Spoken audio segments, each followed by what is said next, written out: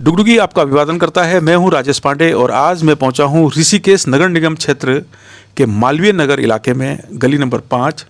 और यहां हम मुलाकात कर रहे हैं माता वैष्णव कीर्तन मंडली के साथ। माता वैष्णव कीर्तन मंडली लंबे समय से काम कर रही है और भक्ति भाव के साथ आप सामाजिक सरोकारों से भी जुड़े हैं, आप स्वच्छता मिशन से भी जुड़े हैं। और कीर्तन मंडली महज कीर्तन और भजन के लिए ही नहीं काम करती, बल्कि महिलाओं के सशक्तिकरण के लिए भी आप काम करते हैं। हमारे साथ हैं रुक्मणी भट्ट जी। आपने इस कीर्तन मंडली को जोड़ा है। हम आपसे जानना चाहेंगे कि जब आप कीर्तन मंडली को जोड़ रहे थे तो क्या विचार चल रहा था और क्या उद्देश्य हैं आपके? जब से कीर्तन मंडली शुरू करी है तब से हमारी मंडली अच्छी और चले गई। कीर्तन खूब चले, हमारे हरिद्वार तक जाते हैं हम। और बनखंडी, मीरा नगर, 20 बीघा, गीता नगर, हमें जहाँ बुलाते हमें भजन अच्छे लगते हैं। शुरू से हमने कीर्तन मंडली में वैष्णो माता में कीर्तन मंदिर से हमने शुरुआत करी। फिर आगे हम दुर्गा मंदिर में गए, दुर्गा मंदिर में किया, फिर कुंजापुरी, फिर ऐसे करते हम आगे बढ़े। कितने साल पहले स्थापना हुई थी आपकी कीर्तन मंडली? हमारी हो गई 15 साल। 15 साल से कीर्तन मंडली का संचालन कर रहे हैं और घर से बाहर एक कदम बढ़ाया है भक्ति भाव के लिए, भगवान के भजन के लिए, कीर्तन के लिए और अपने आसपास जो लोग हैं उनको खुशहाल देखने के लिए। कितना परिवर्तन पाती हैं रुक्मणी भट्ट अपने आप में, जब पहले कीर्तन मंडली से नहीं जुड़े थे और आज जब आप कीर्तन मंडली से जुड़े हैं? मुझे बहुत आनंद आता है और मेरा मन इसी में है, मैं रात दिन भगवान के भजन गाऊं। जैसा कि मैं अक्सर सुनता हूँ महिलाओं से कि जब आप भजन करते हैं, कीर्तन करते हैं तो आप गुनगुनाते हैं, घर के काम निपटाते हैं तो उस समय भी आप गुनगुनाते हैं। क्या दीदी ऐसा आपके साथ भी होता है? हाँ जी, मेरे साथ में होता है, गुनगुनाते हैं। तो अभी हम मुलाकात कर रहे हैं माता वैष्णव देवी कीर्तन मंडली के साथ। और कीर्तन मंडली के साथ हैं तो बिना भजन के और बिना कीर्तन के सब कुछ अधूरा रह जाता है। तो क्यों ना शुरुआत करें एक भजन से।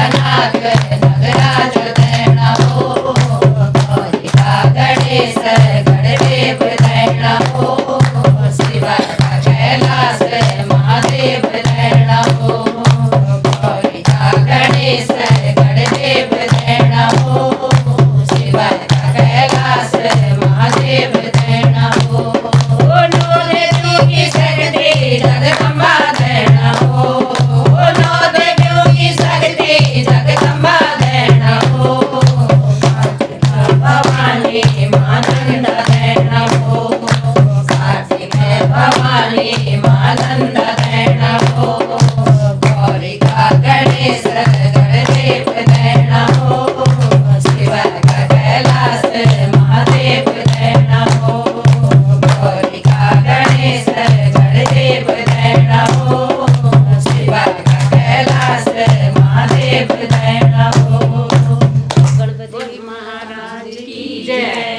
बहुत सुंदर प्रस्तुति और भगवान गणेश जी की ही आरती और उनके भजन से हम शुरुआत करते हैं किसी भी शुभ कार्य की।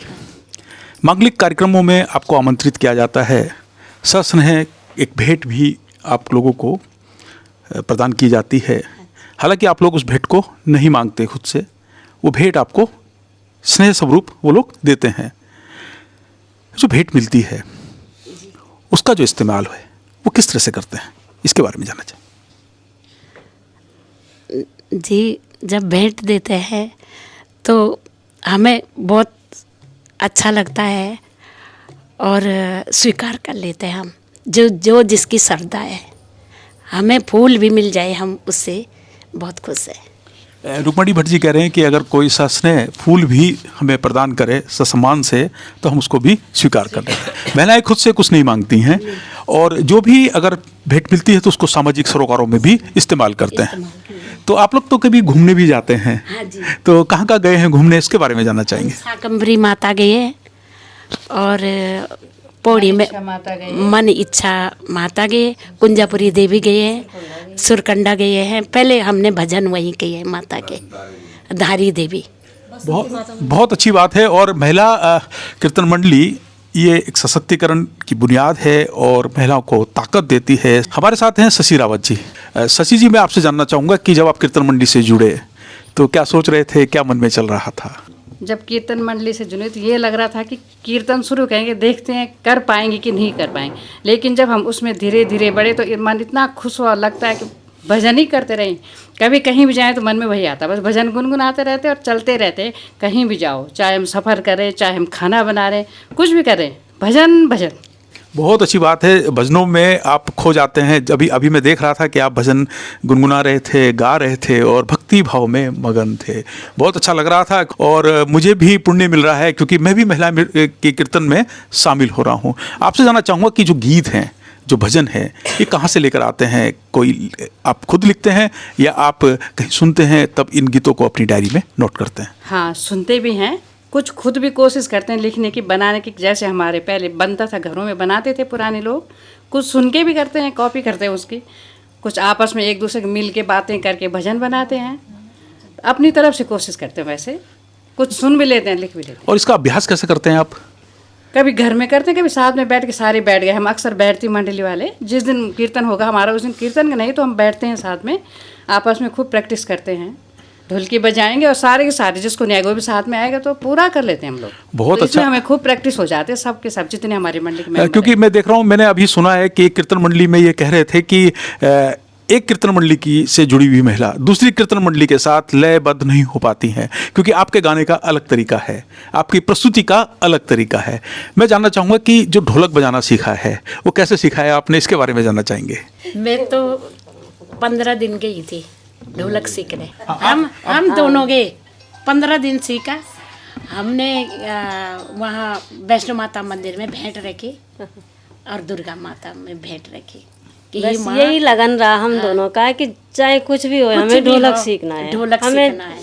कोई परिस्थिति ऐसी आ गई थी जिस कारण मैं परेशान हो गई थी। मैंने दीदी को बोला, मैंने कहा चलो कीर्तन करते हैं, मंडली बनाते हैं अपनी।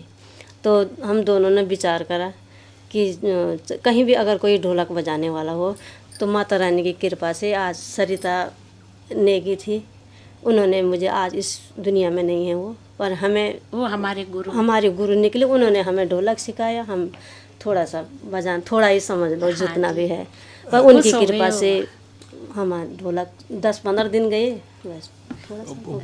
बहुत अच्छी ढोलक आप बजा रहे हैं और ढोलक के साथ आपका जो कीर्तन है वो बहुत अच्छा हो जाता है, उसका प्रस्तुति अच्छी हो जाती है। फिर मन ऐसा लगे जैसे गैस में रोटी बना रहे वैसे हाथ चलते रहे बस। ये बहुत अच्छा। और मैं हर महिलाओं से, हर महिला ये कहती है कि मैं खाना बनाते हुए गाती हूँ, घर के जो भी काम निपटाते हैं हम उसको गाते हैं। कीर्तन मंडली के साथ बैठे हैं तो एक भजन और सुन। जोता वाली माता तेरी सदा है। मैया जी कब से बुला रहे हो, मैया जी सा जरूर होगा, कोई तो सा जरूर होगा। मैया जी कब से बुला रहे हो,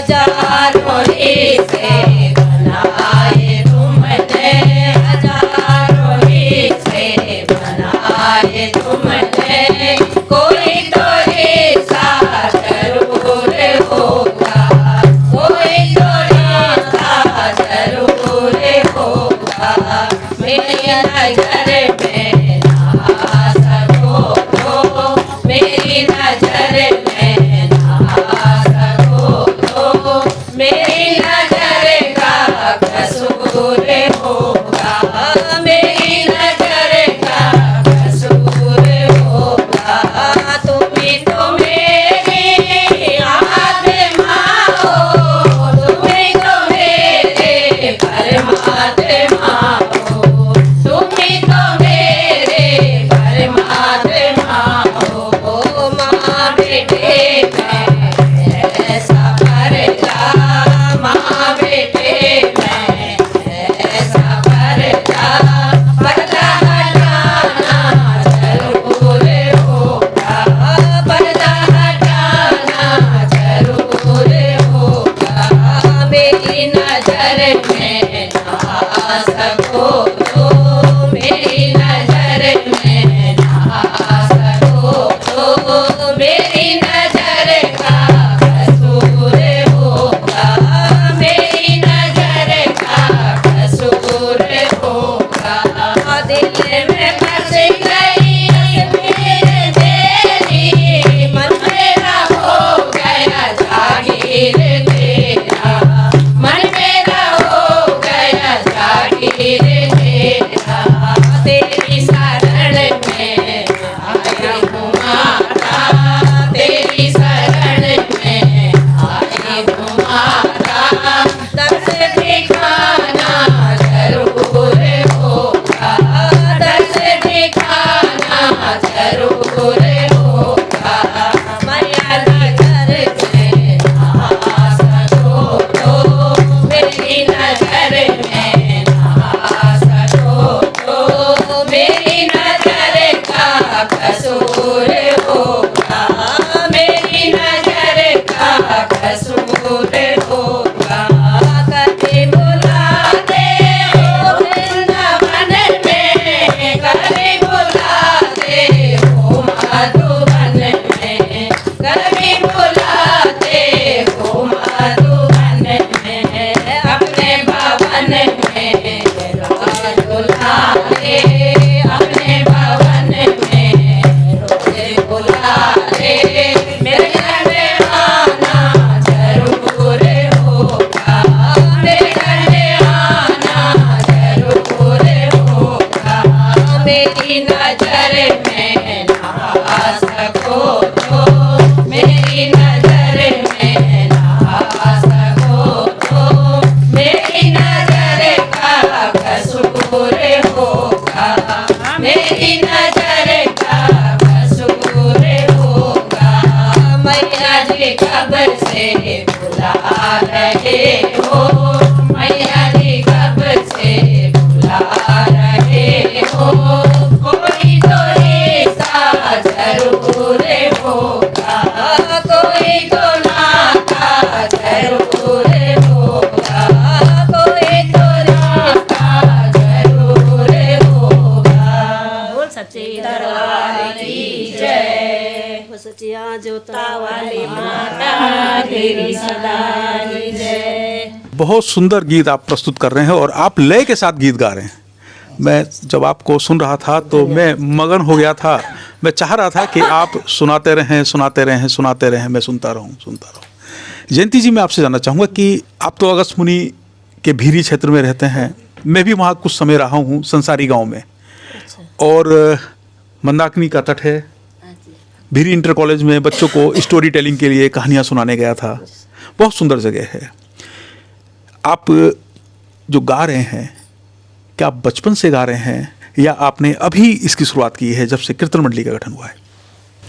सर, ये मुझे तो बचपन से ही बहुत शौक़ था मुझे गाना बजाने का, और मेरे माता पिता भी सब इसमें बहुत ज़्यादा वो रहते थे भक्ति भाव में, तो मैं उन्हीं से सीखती थी। पर ये सब चीज़ें नहीं थी, तो यहाँ आके मैंने ये कोशिश करी है। बचपन का कोई किस्सा याद आता है आपको जिसको आप आज सबके साथ साझा करना चाहें? बचपन में माँ भगवान ने छीन ली थी, पर पिताजी के उसमें साये में रहे। 9 भाई बहन थे हम, थोड़ा प्यार मिला, थोड़ा दुलार मिला, थोड़ा कष्ट हुआ। कहते हैं कि संघर्ष से ही व्यक्ति मजबूत होता है। आपने संघर्ष को झेला है, संघर्ष का सामना किया है, और आज आप कीर्तन मंडली के साथ अपनी बहनों को, अपने आस पड़ोस रहने वाली महिलाओं को सशक्त कर रहे हैं। सुनीता जी, जब आप कीर्तन मंडली से जुड़े हाँ जी। तो क्या सोचा था आपने कि मुझे कीर्तन मंडली से क्यों जुड़ना है? कीर्तन मंडली से तो यही भजन भूजन ऐसे थोड़ा मन लग जाता है, लेकिन जब से कीर्तन मंडली में जुड़ी हूँ तो बहुत अच्छा लगा। कितने साल पहले आप कीर्तन मंडली से जुड़े? हमें तो 10-12 साल हो गए। 12 साल। 12 साल पहले की सुनीता कोठियाल जी हाँ जी। और आज की सुनीता कोठियाल जी में कितना बदलाव देखते हैं? बहुत बदलाव है। पहले तो फिर काम में ही मन था कि काम ही, लेकिन अब काम में मन कम, कीर्तन में ज़्यादा। कुछ भी काम करो, घर का कुछ भी, तो बस भजनों में है। एक महिला के पास बहुत सारी जिम्मेदारियां होती हैं, घर परिवार की परवरिश है, बच्चों की परवरिश है, कैसे मैनेज करते हैं आप कीर्तन मंडली? गाय है मेरे पे, तो 4 गाय हैं। घर का हो जाता है, जब मन होता है फटाफट काम निपटाया कीर्तन में, लेकिन कीर्तन नहीं छोड़ते, कीर्तन तो करना ही करना है। जैसे दीदी कहती हैं कि भाई कल आपको आमंत्रण है, आपको मांगलिक कार्यक्रम में जाना है, तो उसकी तैयारियां कैसे करते हैं आप? उस दिन जल्दी उठ जाते हैं, फिर घर का गाय गुयों को निपटाना, घास लाना, 2 बजे तैयार हो जाते हैं। बहुत अच्छा लगता है आपको कीर्तन मंडली से जुड़कर? अच्छा लगता है, बहुत अच्छा लगता है ना। फिर माता रानी की कृपा भी है, जब से हम कीर्तन में जुड़े, उस देवी की कृपा से सब कुछ अच्छा है। लोग तो ऐसे जाते हैं जैसे शौक में जा रहे हैं, टाइम पास कर रहे हैं, लेकिन नहीं, हम मतलब मैं अपनी बताती हूँ, मैं तो मन से ही, और तब से उस देवी की कृपा है, सब कुछ अच्छा है घर में। बहुत अच्छी बात है और आपके साथ हमेशा अच्छा होता रहे और आपके उज्जवल भविष्य की कामना करते हैं हम लोग। बहुत अच्छा लगा आपसे बात करते हुए। मेरा नाम गोमती पवार है। गोमती पवार जी, आपका बचपन गांव में बीता है? मेरा गांव में बीता है। तो आप, मेरा गांव का नाम टीरी गढ़वाल है। टीरी गढ़वाल। हाँ जी। टीरी गढ़वाल, जब आप गांव में रहते थे, गांव का कोई किस्सा, गांव की खेती बाड़ी पर हम आपसे खेती बात। बाड़ी काम करा हमने, तो बस घास लाए, बकरी चराई, गाय चराई, गुड़ाई करी, निलाई करी, बस ये काम करा। स्कूल हम गए नहीं, देखो जो बात है ना।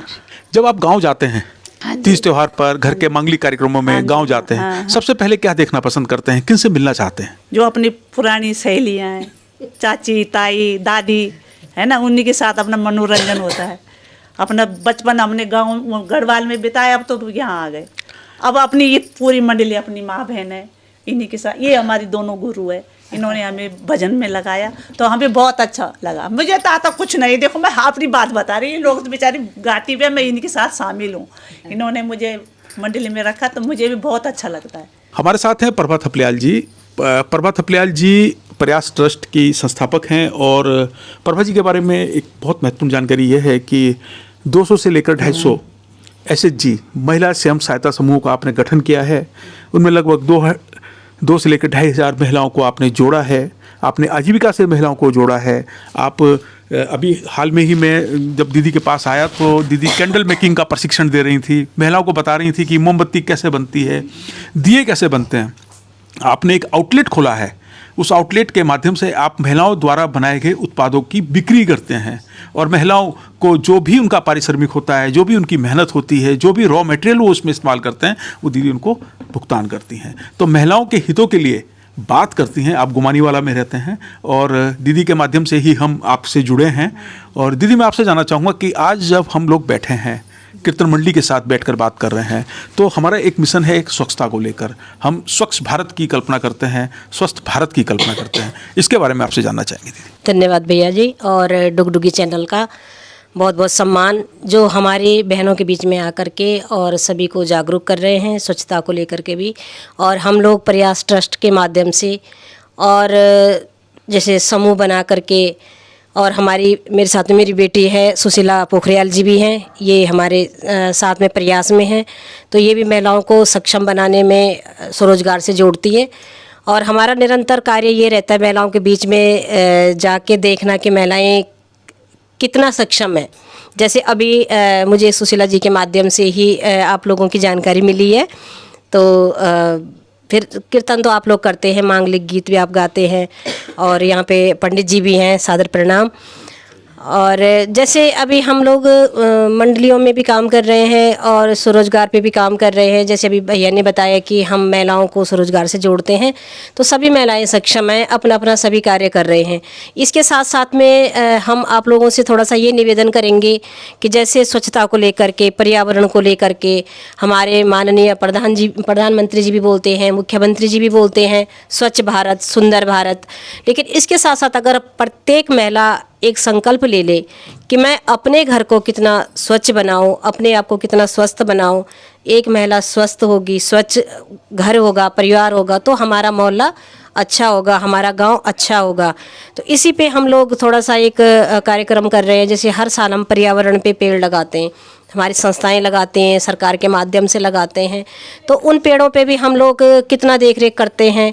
फिर हमारे सरकार हो या हमारे आसपास का कोई भी समुदाय हो, पेड़ों को और काट रहे हैं, लेकिन हम कितने पेड़ लगाते हैं, फिर उन पेड़ों की कितनी देख रेख करते हैं।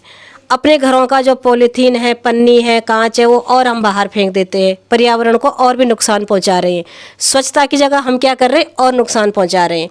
तो जैसे हमारी बहनें कीर्तन कर रही हैं, आप लोगों में से कोई सिलाई भी करती होंगी, तो हम लोग ये चाहते हैं कि आप लोग जितना हो सके छोटे छोटे बैग, जैसे घर में पुराने कपड़े हैं, आप छोटे छोटे बैग बनाइए, पन्नी का इस्तेमाल कम कर लीजिए। आप जब आप खुद शुरुआत करेंगे, जैसे आदरणीय पंडित जी मंदिर में हैं, तो वो प्रसाद कितना देते हैं, थोड़ा सा प्रसाद होता है ना, लेकिन वो प्रसाद, उसका महत्व कितना है, बहुत ज़्यादा महत्व है इस प्रसाद का। तो वैसे ही हम लोग छोटी सी बात बताएंगे कि आपने अपने घर में जो सब्जी के छिलके हैं, फल के छिलके हैं, उन्हें आप ऐसे ना फेंकें, या मतलब पॉलीथीन, पन्नी, कांच, कई बहनें क्या करती हैं, सारा कूड़ा इकट्ठा करते हैं एक ही पन्नी में और फेंक देती हैं। उसी में उनके टूटे हुए कांच हैं, ब्लेड हैं, प्लास्टिक है, तो हमारी गायें आती हैं, खा जाती हैं, या कोई और अन्य जीव आता है उसे खा जाता है, तो उसे भी नुकसान पहुंचता है। तो मेरा आप सबसे ये निवेदन है कि हम लोग एक संकल्प लेंगे कि हम लोगों ने क्या करना है, कि हम गीले कूड़े को, सूखे कूड़े को किस तरह से हम लोग इसका निवारण करेंगे। इसके साथ साथ अभी हम आएंगे आपके पास दोबारा, किस तरह से आपने ये करना है। और आप लोगों में से पहले ही आप लोग सक्षम हैं, अगर आप लोग खुद इस काम को पहले ही करते हो तो हमें भी बताइए, हम और बहनों को जाके बताएंगे कि हमारी ये बहनें ये काम कर रही हैं। नगर निगम से ने वो जी, कूड़े की पर्ची वगैरह जो करते जी हैं जी ना, जी, उसमें जुड़ रखी संस्था, बहुत बढ़िया, समूह से ही जुड़ रखी हूँ, वो काम करती हूँ। मैं जाती रहती हूँ और कलेक्शन पे भी जाते हैं और सर्वे पे भी जाते हैं। हाँ, जहाँ बोलते हैं वहाँ चले जाते हैं। बहुत अच्छा। और जैसे आपको तो थोड़ा जानकारी ये होगी कि कैसे कैसे हम कूड़े को हम किस तरह से अपने घर में हम उसको डिस्ट्रीब्यूट कर सकते हैं, कंपोस्ट बना सकते हैं, तो आप अपनी बहनों को बता सकते हैं। सबको जाते ही सबको बता देते हैं जी, कि ऐसा जी, ऐसा करना है, बाहर नहीं फेंकना है जी। बस नुकसान हमारा ही है। गर्मियों में बदबू आती है, मच्छर होते हैं, कूड़ा बाहर फेंकोगे तो नुकसान हमारा ही है। जी, एक व्यक्ति अपनी तरफ से कोशिश करेगा तो 1 और 1 2 भी होते हैं, 1 और 11 भी होते हैं, ठीक है। तो हम अगर हम 1 है, हमने उस पर 2 जीरो लगा दिए तो हम 100 भी हो गए, ठीक है ना। अभी एक मंडली में आपने सीखा, आपने ढोलक बजाने सीखी, आप कहीं नहीं गए। उसी तरह से हमारी बहनें हैं, जैसे किसी भी चीज़ के लिए अगर हम खुद कोशिश करेंगे, हमें किसी और के पास जाने की ज़रूरत नहीं पड़ेगी। अभी आप क्या करते हैं, आपको इतनी दूर दूर से बुलावा आता है, वहाँ पे हमारे जो कार्यक्रम होते हैं, शादी ब्याह जो भी है, कितने हमारे रिश्तेदार आते हैं, वहाँ पे बहुत सारे लोग आते हैं, तो आपके हाथ में माइक भी है, तो आप एक छोटी सी प्रेरणा उन्हें दे सकते हैं कि आपके घर में ये कार्यक्रम हो रहा है, इतने सारे यहाँ पे अभी जो आपने सब्जियाँ काटी हैं, इसके छिलके हैं, आपके घर में मेहमान आए, वो पन्नी पे कुछ लेके आए होंगे, तो उन पन्नियों को आपने कैसे यूज करना है। और जो ये आपने यहाँ पर फल काटे हैं या सब्जियाँ काटी हैं, तो ये जो छिलके हैं इनको आपने कैसे यूज करना है। और आपने उनको ये रिक्वेस्ट करनी है कि प्लीज़ पर्यावरण को आप ध्यान में रखते हुए कार्य करें। हम देवभूमि में रहते हैं और देवताओं की कृपा विशेष है हम लोगों पर, तो हम क्यों ना इसको बनाए रखें। बाकी अभी हमारे भैया जी आपको और अच्छा बताएंगे। धन्यवाद। प्रभा दीदी ने अभी बात की है स्वच्छ धरती की और स्वस्थ भारत की। हमारा देश स्वच्छ रहेगा तो हम सब स्वस्थ रहेंगे, हमारा भारत स्वस्थ रहेगा। माँ प्रकृति की पूजा सब लोग करते हैं, हरेला पर्व सब लोग मनाते हैं, पौधारोपण होता है, और इस धरती जो हमारी माँ के स्वरूप है, धरती को माँ का स्थान दिया गया है। वो इसलिए दिया गया है कि हम अपनी माँ का ख्याल रखें। हर व्यक्ति अपनी माँ का ख्याल रखता है, माँ आपका ख्याल रखती है। धरती का ख्याल रखेंगे तो धरती आपका ख्याल रखेगी। कई बार ऐसा होता है कि हम लोग चिप्स के पैकेट को फाड़ते हैं और उसमें से बहुत सारे ऐसे महीन कण निकलते हैं जो आपको दिखते नहीं हैं। वो हमारी सांस में घुल जाते हैं, वो हमारे पर्यावरण में घुल जाते हैं, और उसको अगर हम सही तरीके से निस्तारण ना करें तो क्या होगा, वो नाली से होता हुआ नाले में, नाले से होता हुआ नदी में, नदी से होता हुआ समुद्र में। तो जो जलीय जीव हैं, जितना अधिकार हमारा है जीवन का, उतना ही अधिकार उनका है।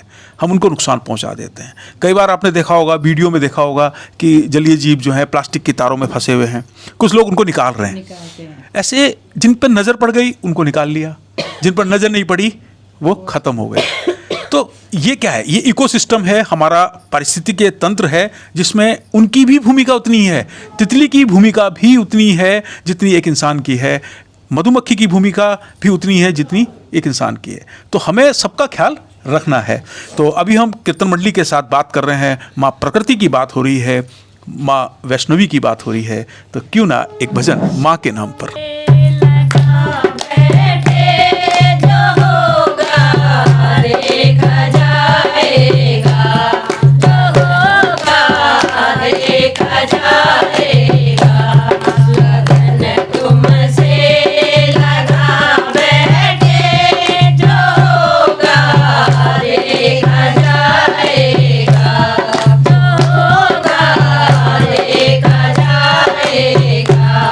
तुम्हें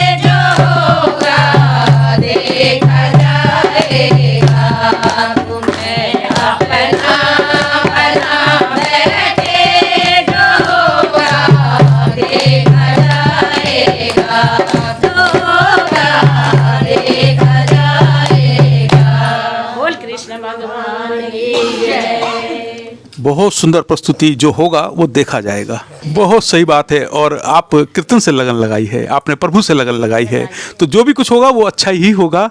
और हमारे साथ हैं सुशीला पोखरियाल जी, आप गुमानी वाला क्षेत्र में रहते हैं। और सुशीला जी के बारे में मुझे जानकारी मिली है कि आप बहुत अच्छा खाना बनाते हैं। तो सुशीला जी, कैसे हुई शुरुआत? और जब कोई भोजन करके जाता है आपके घर से, नाश्ता करके जाता है, तो आपकी तारीफ करता है, कैसा महसूस होता है? क्या कहते हैं आप? पहले तो सभी को प्रणाम। और खाने के साथ साथ मतलब गाना बजाना तो करती हूँ मैं भी, पर जो भी चीज़ मैं डिश बनाती हूँ वैसे सभी तारीफ़ करते ही हैं इस चीज़ की कि बहुत अच्छा बनाते हो। तो बहुत अच्छा लगता है कि अगर कोई आपकी तारीफ़ करे, हर व्यक्ति चाहता है कि उसके जो भी चीज़ है उसकी तारीफ़ हो, तो वो चीज़ बहुत अच्छी लगती है। उसके साथ साथ अच्छा है कि अपना जैसे भी है काम सब अच्छे से हो। अगर आपके घर मैं पहुंचूं कि दीदी मुझे नाश्ता करना है, तो क्या खिलाना पसंद करेंगे आप? मैं पराठे भी बना लेती हूँ, जो चीज़ अब गढ़वाली डिश से बोले तो गढ़वाली डिश भी बनाती हूँ। कोदे की रोटी बनाती हूँ, खिचड़ी बोलो खिचड़ी भी बना देती हूँ। तो सारी डिशें उसमें बनाती हूँ मैं। भले ही अब जैसे भी है माँ बाप से जो सीख रखा हमने, तो वो चीज़ मैं बता रखा है अपने कल्चर के बारे में जो चीज़ें हैं। आपका जो बचपन है वो कहाँ बीता? सर मैं तो जन्म स्थान तो मेरे बॉम्बे से हूँ मैं बिलोंग कर, वहीं मेरा जन्म हुआ है। पापा वहाँ जॉब करते थे, फिर रिटायर होके ऋषिकेश बस गए हम, तो यहीं पे ऋषिकेश ही हमने अभी जवानी। तो जैसे कि एक बिटिया का सपना होता है कि मुझे कुछ करना है, जी आपका भी कोई सपना था? क्या चाहते थे आप? सपना तो बहुत कुछ रहता है, लेकिन मेरी माता जी जो हैं उनका, हम 3 बहनें और 1 भाई है हम, तो माँ का ये था कि अपने पैरों पे बेटियों ने खड़े होना है। तो सभी हमारी जितनी बहनें हैं सबको सिलाई में प्रशिक्षण मिला हुआ है हमें। तो सारी बहनें हम जो हैं सिलाई से जुड़ी हुई हैं। ये होता है सिलाई का, ये है कि सिलाई के माध्यम से हम हर किसी को सिखा भी सकते हैं, अपना अर्निंग का साधन जो है वो जुटा सकते हैं। तो यही है कि सिलाई सिखाई थी हम तीनों बहनों को। उसमें से एक तो अभी गृहस्थी में ही है तो ज़्यादा सिलाई का काम करती नहीं है। 2 बहनें हैं जो हम सिखाती भी हैं और खुद करती भी हैं घर में, ताकि अपने पैरों पे खड़े रहे सब। सुशीला जी बता रहे हैं कि जो स्किल डेवलपमेंट की बात कर रहे हैं, क्षमता विकास की बात कर रहे हैं, कौशल विकास की बात कर रहे हैं। जब आप कुछ सीखते हैं तो आप आगे बढ़ते हैं, आप दूसरों को सिखाते हैं और आजीविका का भी माध्यम बन जाता है। बिल्कुल। आपका स्किल, आपका कौशल, आपके लिए तालियां तो बनती हैं। और हमारे साथ और भी बहनें हैं, वैष्णव माता कीर्तन मंडली में जुड़े हैं। हमारे साथ हैं शशि रावत जी। दीदी भी सिलाई कढ़ाई करते हैं और आपने भी एक हुनर आपके पास है, उस हुनर के ज़रिए आप अपने आप को सशक्त मानते हैं, आप अपने आप को आत्मनिर्भर मानते हैं। तो दीदी मैं सुनना चाहूँगा कि कैसे हुई शुरुआत, कैसे आपने सीखा? हाँ जी, पहले तो आप सबको नमस्ते। मैं वैसे आर्मी वालों से हूँ। पहले हम आर्मी में साथ में रहते थे, वहाँ हमने आर्मी में हर चीज़ सीखी है, सिलाई कढ़ाई, स्टफ टॉयज बनाने, हर चीज़। उसके बाद जब हम रिटायरमेंट होके आए यहाँ, उसके बाद मैंने अपनी क्लासेस चलाई। मैं दूर दूर विस्थापित हूँ, कहीं दूर दूर जाके मैंने लोगों को इकट्ठा किया, उनको सिखाया, हर चीज़ सिखाई, सिलाई कढ़ाई। तो काफ़ी लोगों को मतलब जन सेवा समझ लीजिए। फिर गांव में गई, गांव के लोगों को मैंने इकट्ठा किया, वहाँ भी उनको सिखाया। फिर मैंने योगा सिखाया, फिर कीर्तन के जब मैंने हारमोनियम सीखी वो भी मैं करती हूँ। छोटे छोटे बच्चों को सिखाती हूँ, घर में भी आते हैं बच्चे, तो योगा भी सिखाती हूँ और कढ़ाई भी, सिलाई भी, स्टफ टॉयज बनाना, बैग बनाना, मतलब जो होता मैं हर चीज़ कर लेती हूँ। बहुत अच्छा। जैसे कि दीदी बता रहे हैं, शशि जी बता रहे हैं कि मैं जो भी कोई काम होता है उसको सीखती हूँ। हाँ, मुझे बड़ा शौक सीखने का भी और सिखाने का भी। बड़ा आनंद आता है जब मैं किसी को सिखाती हूँ, तो मुझे मन को बड़ी शांति मिलती है और मैं कुछ कर रही हूँ किसी के लिए। और आप गा भी, चाहती भी हूँ कि करूँ। आप गा भी बहुत अच्छा रहे थे। थोड़ा बहुत, थैंक यू। दीदी आपसे मिलकर बहुत अच्छा लगा, आप सब लोगों से मिलकर बहुत अच्छा लग रहा है। और आपसे मिलकर भी मैं बहुत अच्छा लगा, सबको मौका मिला बोलने का, अपना परिचय देने का और भजन करने का। आप लोगों के साथ में हमें बहुत अच्छा लगा आज। हमारे साथ हैं पद्मा सेमवाल जी। दीदी आप कब जुड़े इस कीर्तन मंडली से? हम यहाँ पहले हम भी आर्मी में थे, मेरे हस्बैंड पे आर्मी में पंडित जी थे, लाइन पढ़ने थे, तो साथ में रहे। तो फिर यहाँ आए हम 2001 में उसके बाद ये लोग रुक्मणी दीदी और जयंती दीदी इन लोगों ने बोला कि भाई घर में ही क्या करती है, कीर्तन में आ जाओ, तुम्हें मन लग जाएगा। फिर मैं इनके जब से इनके साथ में आई कीर्तन में, मुझे भी बहुत अच्छा लगता है। फिर भी मैं अपना काम काज करके 2 बजे तक कीर्तन में आ जाती, तो बहुत ही अच्छा लगता है कीर्तन में आके। दीदी, एक शब्द है सामाजिक भागीदारी। समाज में बैठना, अपनी सहेलियों के साथ बैठना, महिलाओं के साथ बैठना, भजन करना, ध्यान लगाना, ये बहुत सब अच्छा लगता है, आनंद से भरपूर कर देता है और आपको ताकत भी देता है। कितनी ताकत महसूस करते हैं आप इन सब दीदियों के साथ बैठकर? बहुत ही अच्छा लगता है, इतना अच्छा लगता है कि सारा दिन इनके साथ में भजन गाती रहो और गुनगुनाती रहो, बहुत ही अच्छा लगता है। फिर दीदी भी सारा काम दीदी जब करके- जब महिलाएं आपस में जुड़ती हैं, बातें करती हैं और भजन कीर्तन में अपने आप को निहित कर लेती हैं, तो शक्ति स्वरूपा हो जाती हैं। आप भी शक्ति स्वरूपा हैं, आपके भीतर भी बहुत सारी क्षमताएं हैं और अच्छा लग रहा है दीदी आपसे बात करते हुए। तो अभी हम कीर्तन मंडली के साथ बैठे हुए हैं, तो एक भजन और सुनेंगे। जय माँ जय जय माँ जय जय माँ, जय जय माँ जय जय माँ जय जय माँ। ओ माता जगदम्बे भवानी, माता जगदम्बे भवानी, ओ माता जगदम्बे भवानी, माता जगदम्बे भवानी। माता तो अम्बे भवानी, माता जगदम्बे भवानी, माता तो दुर्गे भवानी, माता तो दुर्गे भवानी। माता से डर लगे तेरा यो जो निशान, ओ माता पे डर लगे तेरा यो जो निशान। माता सजन लगे तेरा यो खाना भगोरा, माता सजन लगे माता जय खाना भगोरा। ओ माता सजन लगेंगे तेरा ये ढोल थमाओ, ओ माता सजन लगेंगे तेरा ये ढोल थमाओ। माता जगदम्बे भवानी, माता जगदम्बे भवानी, माता जगदम्बे भवानी, माता तो दुर्गे भवानी। माता सतयुग मालिनी, सीता अवतार भवानी, माता सतयुग मालिनी, सीता अवतार भवानी। माता जय चोदल बेटे मारे गिरधार भवानी, माता जय चोदल बेटे मारे गिरधार भवानी। माता जो अम्बे भवानी, माता जगदम्बे भवानी, माता तू दुर्गे भवानी, माता तू चंडी भवानी, माता तू दुर्गे भवानी। हमारे साथ हैं सुनीता कोठियाल जी। आप पशुपालन करते हैं, आपके पास 4 गायें हैं और खेतीबाड़ी भी करते हैं और घर परिवार की जिम्मेदारी भी आप बहुत अच्छे से निभाते हैं। कीर्तन मंडली के साथ भी आप समय बिताते हैं। कैसे मैनेज करते हैं दीदी, इसके बारे में जानना चाहेंगे। बस यही होता है, थोड़ा जल्दी उठना पड़ता है, फिर नाश्ता बच्चों के लिए, फिर गाय का घास जो भी होता है। तो जो घास काटने आप जाते हैं, जंगल जाना पड़ता है, रूटीन यही है। सुबह उठ के फिर घर का नाश्ता पानी बनाना, फिर गायों का गोबर जो भी होता है, फिर जंगल घास, फिर घर आके खाना पीना बनाना। मतलब दिन भर में आराम नहीं है, दिन भर लगा रहना है। मैं अक्सर महिलाओं को पहाड़ में भी देखता हूँ, जब मैं जाता हूँ उनसे बात करता हूँ तो कहती हैं कि हम तो घास लेने जाते हैं, हम जो है घर के काम भी निपटाते हैं, है ना, बच्चों की पढ़ाई लिखाई भी है, समाज में भागीदारी भी करते हैं। अपने लिए आप समय कब निकालते हो? अपने लिए तो समय होता ही नहीं बच्चों के लिए, गाय के लिए, फिर रिश्तेदारी भी निभानी है, शादी होती, मतलब सब करते हैं। ऐसे नहीं कि घर में गायें हैं तो कुछ ना, रिश्तेदारी भी निभानी है सब, पर अपने लिए समय नहीं होता।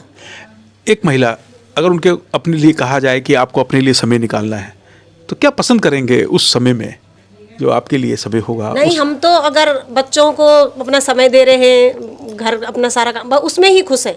अपने लिए समय नहीं है तो उससे कोई ऐसा नहीं कि खुशी तब मिलती है अगर हम दूसरों के लिए समय निकाल रहे हैं। बच्चे खुश हैं, पति खुश हैं, अब अपने जानवरों के 3 कुत्ते हैं, सबको खिलाना पिलाना, तो मतलब उसमें खुश है कि हम दूसरे की सेवा कर रहे हैं। है ना। अपने लिए तो क्या, अपने लिए तो कंघी लगाने का टाइम नहीं मिलता, बस तभी कंघी लगाते हैं जब कहीं आना जाना होता है जल्दी।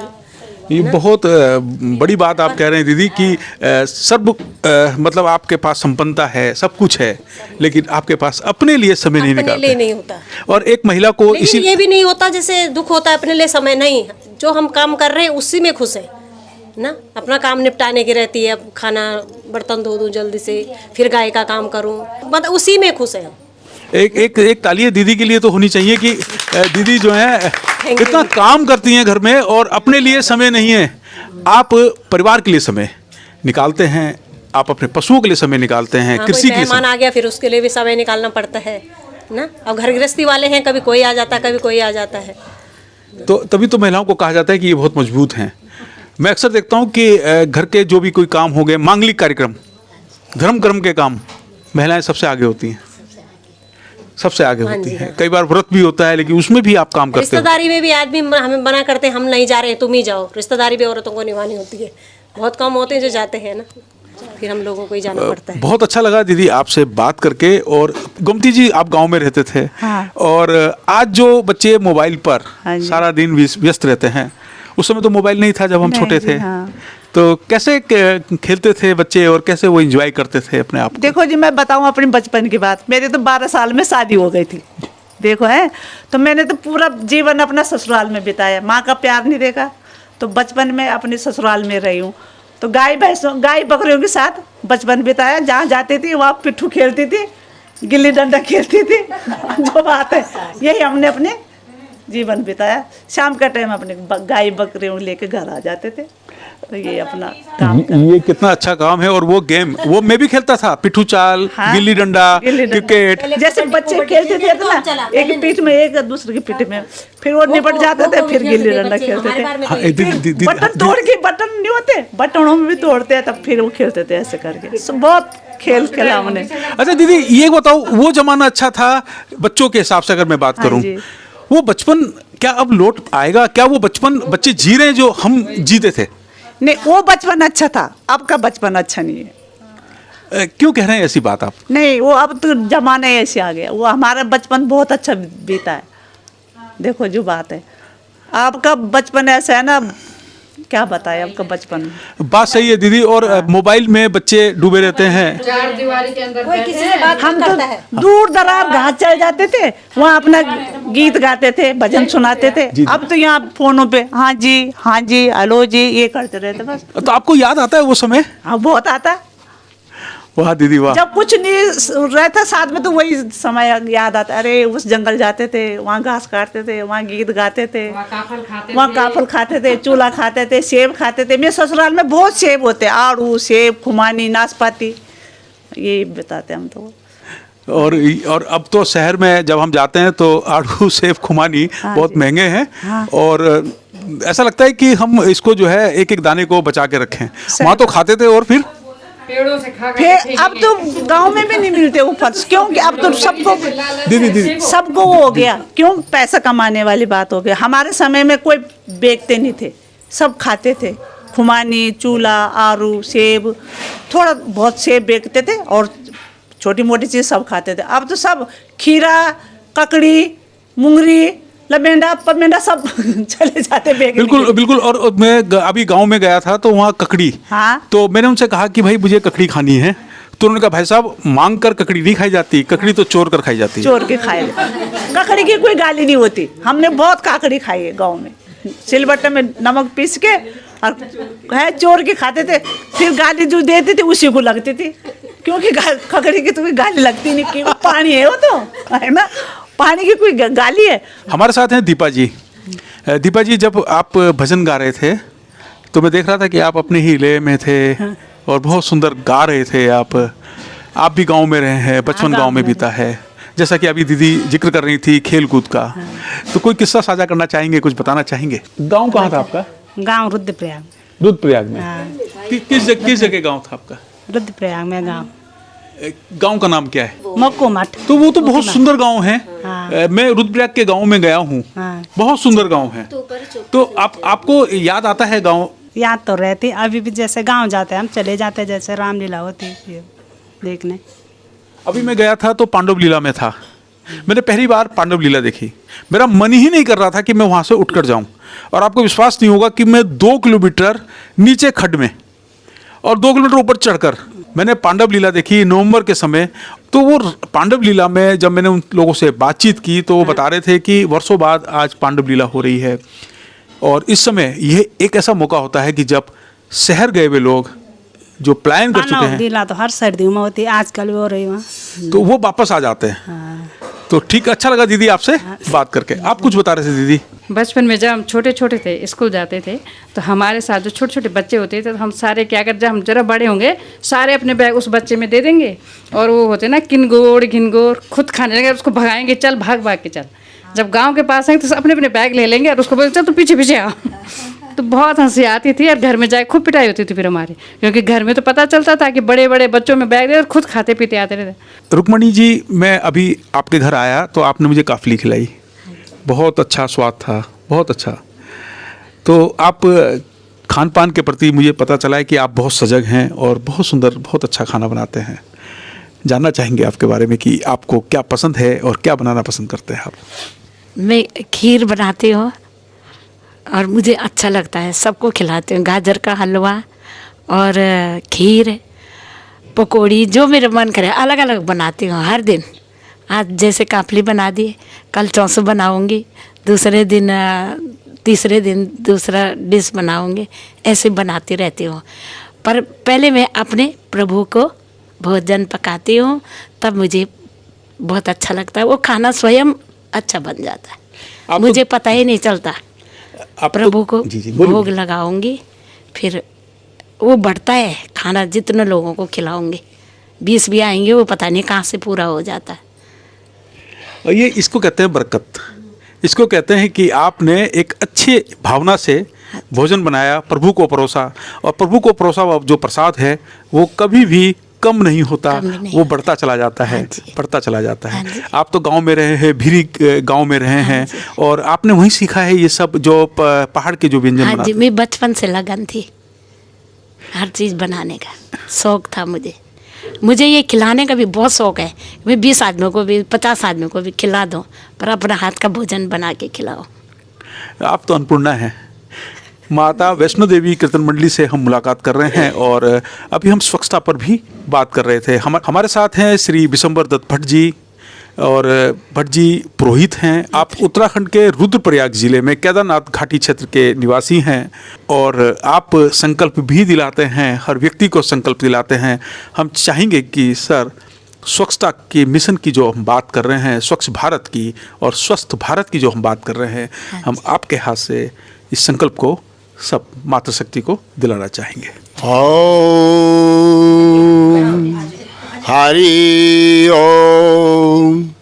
ब्रह्माणि कमलेन्दु सौम्य वदना माहेश्वरी लीलया कुमारी रिपुदर्पणासन करे चक्रायुधा वैष्णवी बाराही गण घोर गुर गुरुमुखे चंद्रे चब्रे जायुधा चामुंडा गणनाथ रुद्र सहिता कुर्वन्तु नो मातरा कुर्वन्तु नो मातरा। ओम।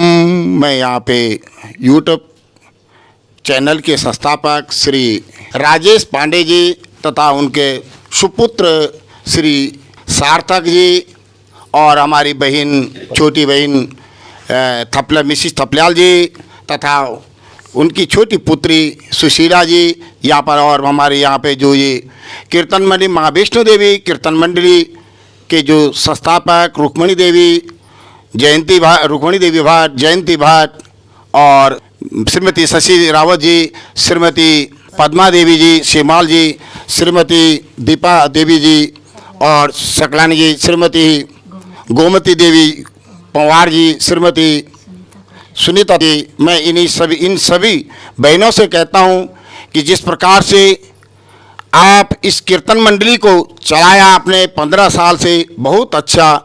बिगार उसके कहते हैं कि दुर्लभो मानवो देहा देहा नाम क्षण भंगरा। ये मानव देह बहुत दुर्लभ से मिलती है, 84 लाख योनियों के बाद मनुष्य जन्म मिलता है।